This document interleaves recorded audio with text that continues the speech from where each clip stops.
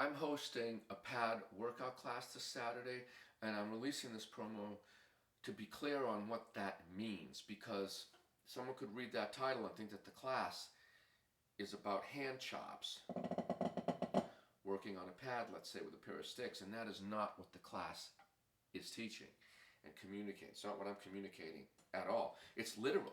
You're literally going to learn to put anything you want to improve at into a particular pad workout that we're going to play through with whatever people choose. It's foot speed, okay. It's coordination, great. What ostinato? What do you want to take from point A to point Q or something? It's finesse. It's leaving space as opposed to filling up the notes and getting as fast as you possibly can. There's something that connects those two worlds. Anyway, the pad workout is what's being taught, and so I'll really just do a consensus thing and see what most people want to improve at. Top 3 things. Boom, we're in. We're doing it. So here's the thing. I'm going to demonstrate what the class isn't. Alrighty. Other than because some people are going to be at different skill levels. Some are not going to be able to keep up with triples, and some they're going to be bored just doing slow singles. So I've devised a skeleton system to account for these differences in speed, coordination, and pattern recognition, so that everyone can practice together without disturbing one another. And yes, do different things. So I've got a great system for that, as well as this pad workout protocol, which basically, let me give an example. All right, so somebody might want to improve at ostinato practicing or improvising with one set of limbs while another set of limbs is doing something else. And it might sound complicated to a beginner, and I will communicate it so it is not difficult, and so you will be able to do it and understand what it feels like to do that, if that's chosen. But let me give you an example of something I chose a long time ago, which was this particular left side ostinato. All right?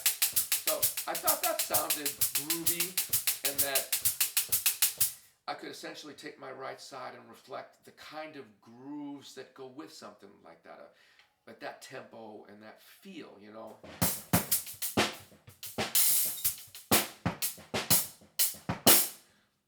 It's something that I think a lot of people could relate to, you know what I'm saying? So I just wanted to build my coordination. So I'm like, okay, well, I'll just do this, right? Pretty simple. It's a pretty base, pattern. So I took the traditional approach, which is the opposite of what's happening in this class, okay? I'm going to show that this traditional approach of doing single strokes first or one note at a time creates blocks that will prevent you from actually improvising more fully sooner than later. And I'm going to actually show what those blocks are, show what those walls are, so that everyone in the class can determine for themselves, oh wow, I guess, yeah, I get it. That is going to cause me some issues with this, and this. And I'm going to show that. So it's not just me saying it, because I could say anything. That might not be true. But I'm going to show it, and people will decide for themselves. So this is not what the class is about, right? One note at a time,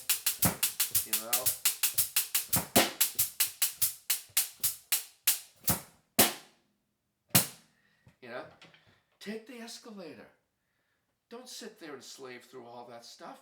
And then what's next? Doubles? With that, triples, and then maybe a paradiddle, and you're building up and up. The pattern of the opposite limb pair is actually increasing. You're climbing up the hill. So I'm going to show how to go down the hill so that you can sight read buckets and buckets and buckets full of stickings the first or second time. You don't have to slave over every one of them, each of them for okay, do it 20 times, do it for an hour, and then it's 3 months later or a year later when you're finally proficient at one of these ostinatos. It's just unnecessary. There's a much better way, and that's what the pad workout is. It's single stroke foot speed, okay. I will show, the last thing I'm going to say here is I will show what to do with the limbs you're not using, your voice and your mind, to take that thing you want to improve at and put it in the microwave and cook it quicker, or get on the escalator, get up the hill much more easily and with much less effort than climbing through quicksand on your hands and knees, slaving through one note at a time at the same rate. I will absolutely, unequivocally prove the blocks that creates, even though it can work, but it's not necessary to go through it all. And yes, at the end of the day, there will be improvisational blocks with that, and I'll show those. Okay, so that's what the class is. It's a pad workout that you can put anything you want to get better into, if that makes sense. So it's not about, let's do rudiments and speed things. Not all about that.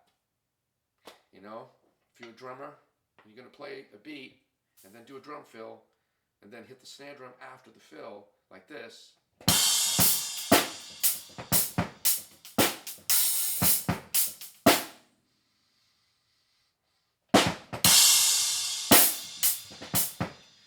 That backbeat after the fill, never mind that the space is usually rushed, but the backbeat usually comes in early. And those of us that record these days, now we can see where our hits are, and you go, did I really play that late, or did I really do that early?